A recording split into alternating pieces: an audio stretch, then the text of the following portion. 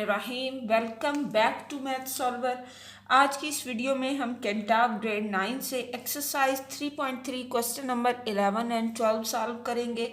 आपसे मेरी humble request है कि ज़्यादा से ज़्यादा मैथ सॉल्वर चैनल को सब्सक्राइब करें, वीडियोस को लाइक करें, शेयर करें और कमेंट सेक्शन में ज़रूर बताएं कि आपको मैथमेटिक्स के किन चैप्टर्स की वीडियो पहले चाहिए। तो चलिए स्टार्ट करते हैं आज का lecture. Question number 11 is what can you say about A and B. Set A और सेट बी के बारे में आप क्या कहेंगे। फर्स्ट ऑफ ऑल है ए इंटरसेक्शन बी का आंसर अगर ए के इक्वल आए। इंटरसेक्शन में हमें ये मालूम है कि दोनों सेट्स में जो कॉमन है वो आता है, तो ये कंडीशन उसी टाइम पॉसिबल है A intersection B is equal to A when a subset हो b का। a is the subset of b, यानी अगर हम इसकी वेन डायग्राम बनाएं तो हमारा लार्ज सेट जो होगा वो b होगा और उसके अंदर जो सेट एग्जिस्ट करेगा वो a है। यानी a अगर b का हिस्सा हो तो तभी दोनों का इंटरसेक्शन जो है वो a के इक्वल आएगा। Now the second part is a minus b is equal to a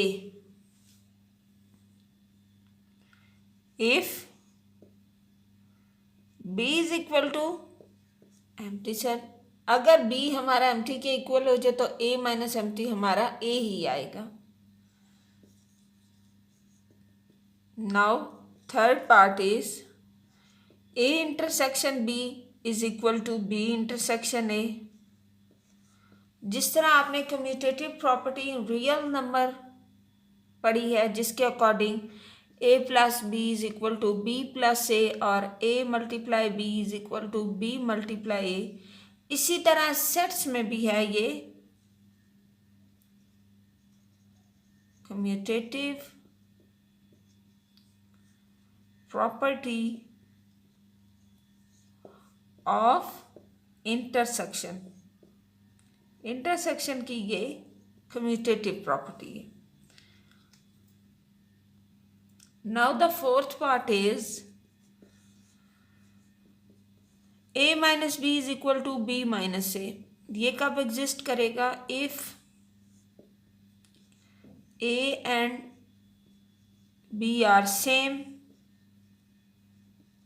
क्योंकि वैसे तो अगर a माइनस बी में a के वो एलिमेंट्स लिखते हैं जो b में ना हो और b माइनस a में b के वो एलिमेंट्स जो a में मौजूद ना हो, तो if a and b are same और आइडेंटिकल तो तब ये हमारी प्रॉपर्टी एग्जिस्ट करेगी।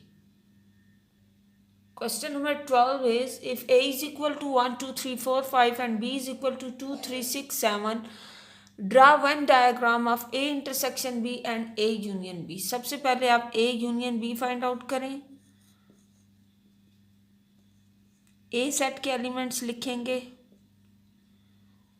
1 2 3 4 एंड 5। इसके बाद साइन ऑफ यूनियन यूज करें। देन बी सेट के एलिमेंट्स लिखें।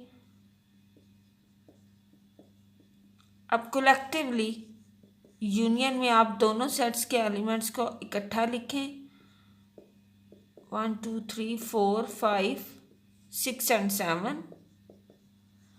इसी तरह आप A intersection B find out करें। First of all A set के एलिमेंट लिखें, देन आप साइन ऑफ इंटरसेक्शन यूज करें। नाउ ए इंटरसेक्शन बी का आप आंसर लिखें, दैट इज इक्वल टू, दोनों में कॉमन क्या है 2 3, इसमें भी मौजूद है और इसमें भी, तो 2 एंड 3।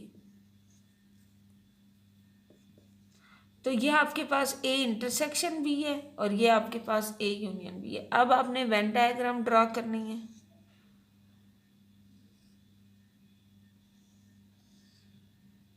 ये आपके पास ए यूनियन बी की वेन डायग्राम बनेगी और इसी साइड पे एक रेक्टेंगल बनाएं और इसको नाम दें कि ये आपकी एक इंटरसेक्शन बी की डायग्राम है। अब देखिए सबसे पहले ए और बी सेट को देखिए, क्या ये दोनों सेट डिसजॉइंट है? डिसजॉइंट का मतलब है कि उनका जो इंटरसेक्शन है वो एम्प्टी सेट है, दोनों में कुछ कॉमन ना है, लेकिन यहाँ पे 2 और 3 दोनों में एग्जिस्ट करता है। इससे हमें मालूम हुआ कि ए और बी सेट दोनों ओवरलैपिंग सेट्स हैं, तो हम ए सेट बनाएंगे और साथ में बी सेट बनाएंगे।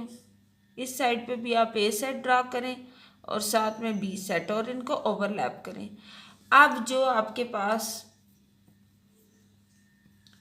कॉमन एलिमेंट्स हैं 2 और 3, वो आप इधर लिखें, और रिमेनिंग ए सेट के एलिमेंट 2 और 3 के अलावा 1, 4, 5 इधर और 6 और 7 इधर। इसी तरह 2 और 3 सेंटर में, 1, 4, 5 ए के और बी सेट के 6 और 7, और इनको मेंशन करें कि ये बी है और ये ए है और ये हमारा यूनिवर्सल सेट है। नाउ अब आप शेड करेंगे A union B. A union B is equal to 1, 2, 3, 4, 5, 6 और 7। तो इसको शेड करने के लिए आप इस पूरे को शेड करेंगे और डिफरेंट कलर से, जैसे मैं ब्लू से इसको शेड किया है दोनों को, तो आपने डॉटेड डॉटेड ये पूरा आपका शेड होगा। इसी तरह इंटरसेक्शन में ये जो आपका सेंटर है इसको आपने शेड करना है। आई होप आपको तमाम सवालात अच्छे से समझ आ चुके होंगे। ज़्यादा से ज़्यादा मैथ सॉल्वर चैनल को सब्सक्राइब करें, वीडियोस को लाइक करें, शेयर करें, कमेंट सेक्शन में ज़रूर बताएं। इंशाल्लाह नेक्स्ट वीडियो में हम क्वेश्चन नंबर 13 सॉल्व करेंगे। अल्लाह हाफिज़।